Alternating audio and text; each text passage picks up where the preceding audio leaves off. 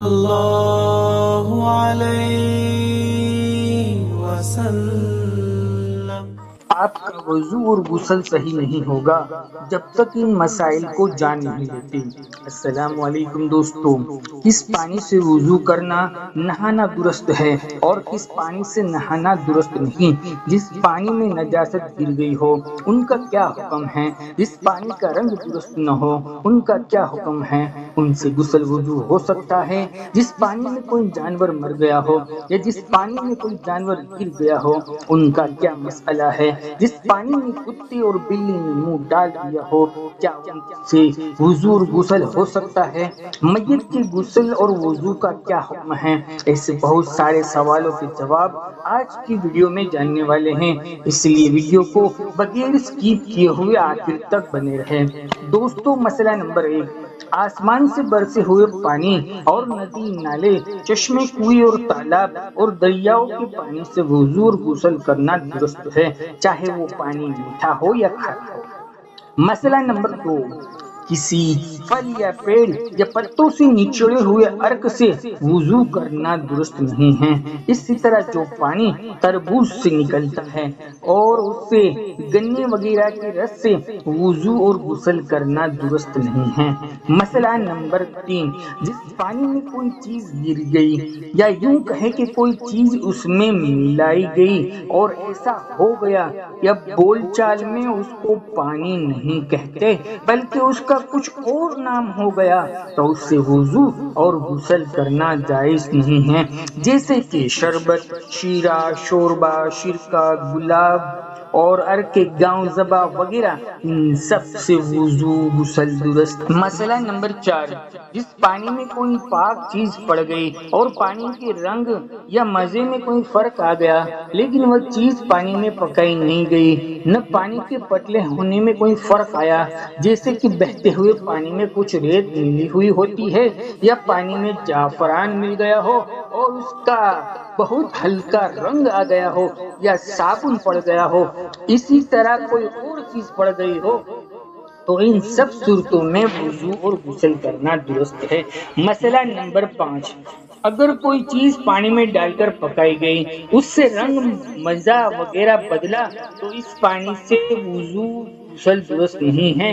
ہاں، اگر ایسی چیزیں پکائی گئی ہے جس سے میل کچل صاف ہو جاتا ہے اور اس کے پکانے سے پانی گاڑھا نہ ہوتا ہو تو اس سے وضو کرنا درست ہے، جیسے کہ مردے کو نہلانے کے لیے بیری کے پتے پکائے جاتے ہیں تو اس میں کچھ حرج نہیں۔ ہاں، اگر اتنی زیادہ بیری کے پتے ڈال دے کہ پانی گاڑھا ہو جائے تو اس سے وضو اور غسل درست نہیں۔ مسئلہ نمبر 6، کپڑا رنگنے کے لیے زعفران گھولا، پڑیا دھولی تو اس سے وضو درست نہیں ہے۔ مسئلہ نمبر 7، اگر پانی میں دودھ مل گیا اور اگر دودھ کا رنگ اچھی طرح سے پانی میں آ گیا تو وضو درست نہیں، اور اگر دودھ بہت کم تھا اس کا رنگ نہیں آیا تو وضو درست ہے۔ مسئلہ نمبر 8، جنگل میں کہیں تھوڑا پانی مل گیا جو جب تک اس کی نجاست کا یقین نہ ہو جائے اس وقت تک اس سے وضو کرے، صرف اس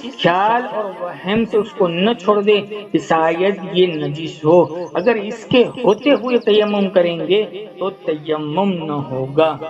مسئلہ نمبر 9، کسی کنویں وغیرہ میں پیڑ کے پتے گر پڑے اور پانی میں بدبو آنے لگی اور رنگ اور مزہ بھی بدل گیا تو بھی اس سے وضو درست ہے، جب تک کہ پانی اس طرح پتلا باقی رہے۔ مسئلہ نمبر 10، جس پانی میں نجاست پڑ جائے اسے وضو اور غسل کچھ بھی درست نہیں ہے، چاہے وہ نجاست تھوڑی ہو یا بہت ہو۔ ہاں، اگر بہتا ہوا پانی ہو تو وہ نجاست کے پڑنے سے ناپاک نہیں ہوتا جب تک اس کے رنگ یا مزے یا بو کے اندر فرق نہ آئے، اور جب نجاست کی وجہ سے رنگ یا مزہ بدل گیا یا بو آنے لگی تو بہتا ہوا پانی بھی نجس یعنی ناپاک ہو جائے گا، اس سے وضو درست نہیں۔ جو پانی گھاس اور تین کے پتھر کو بہا لے گئے ہو وہ بہتا پانی ہے، چاہے کتنا ہی دھیرے دھیرے بہتا ہو۔ پانی نہ ملنے پر کسی سوکھی پاک اور گلدار جگہ پر ہاتھ مار کر ہاتھ اور منہ پر ملنے کو تیمم کہتے ہیں۔ مسئلہ نمبر 11، بڑی بھاری ہو جو 10 ہاتھ لمبا ہو، 10 ہاتھ چوڑا ہو اور اتنا گہرا ہو کہ اگر چلو سے پانی اٹھائے تو زمین نہ کھلے، یہ بھی بہتے ہوئے پانی کی طرح ہے۔ ایسے حوض کو دے در دے کہتے ہیں۔ اگر دیتی جیسے اس میں ایسی نجاست پڑ جائے جو پڑ جانے کے بعد دکھلائی نہیں دیتی، جیسے کہ پیشاب، خون، شراب وغیرہ، تو چاروں طرف وضو کرنا درست ہے، جدھر چاہے وضو کرے۔ اگر ایسی نجاست پڑ جائے جو دکھائی دیتی ہو، جیسے کہ مردہ کتا، تو جدھر پڑا ہو اس طرف سے وضو نہ کرے، اس کے سوا اس طرف چاہے کرے۔ ہاں، اگر اتنا بڑا حوض میں اتنی نجاست پڑ جائے کہ رنگ یا اس کا مزہ بدل جائے یا اس کے اندر بدبو آنے لگے تو وہ پانی نجس اور ناپاک ہو جائے گا۔ مسئلہ نمبر 12، اگر حوض 20 ہاتھ لمبا یا 5 ہاتھ چوڑا ہو یا 25 ہاتھ لمبا اور 4 ہاتھ چوڑا ہو تو وہ حوض بھی دے در دے جیسا ہی ہے۔ مسئلہ نمبر 13، چھت پر نجاست پڑی ہے اور پانی برسا اور پرنالا چل پڑا تو اگر آدھی یا آدھی سے زیادہ چھت ناپاک ہے تو وہ پانی نجس ہے، ناپاک ہے، اور اگر چھت آدھی سے کم ناپاک ہے تو وہ پانی پاک ہے، اور اگر نجاست پرنالے کے پاس ہی پڑی ہو اور اتنی ہے کہ سب پانی اس سے مل کر آتا ہو تو وہ نجس ہے، ناپاک ہے، اسے وضو اور غسل نہیں ہوگا۔ مسئلہ نمبر 14، اگر پانی دھیرے دھیرے بہتا ہے اور بہت جلدی جلدی وضو نہ کرے، جو دھون گرتا ہے وہی ہاتھ میں آ جائے۔ مسئلہ نمبر 15، دے در دے حوض میں جہاں دھون گرا ہے اگر وہیں سے پھر پانی اٹھا لے تو بھی جائز ہے۔ مسئلہ نمبر 16، اگر کوئی کافر یا لڑکا بچہ اپنا ہاتھ پانی کے اندر ڈال دے تو پانی نجس نہیں ہوتا۔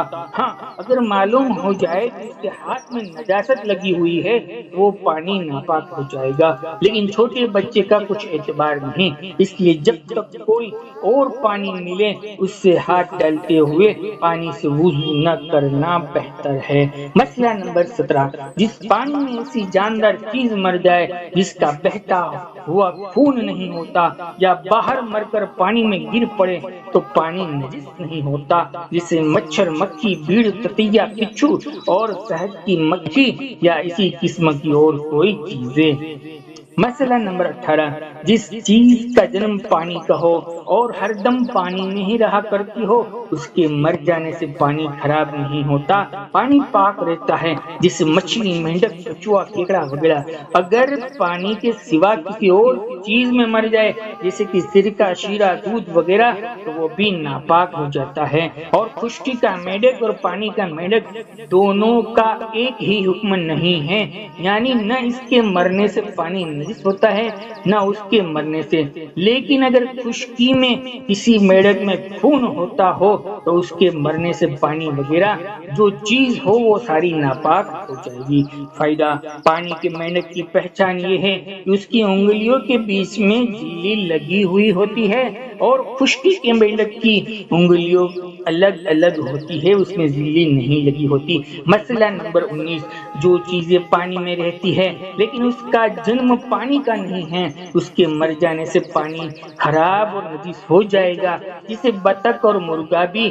اسی طرح مینڈک مر کر پانی میں گر پڑے تو وہ پانی نجس ہو جائے گا۔ مسئلہ نمبر 20، مینڈک، کچھوا وغیرہ اگر پانی میں مر کر بالکل ہی گل جائے اور ٹکڑے ٹکڑے ہو کر پانی میں مل جائے تو بھی پانی پاک ہے، لیکن اس کا پینا، اس سے کھانا پکانا درست نہیں ہے۔ ہاں، وضو اور غسل کر سکتے ہیں۔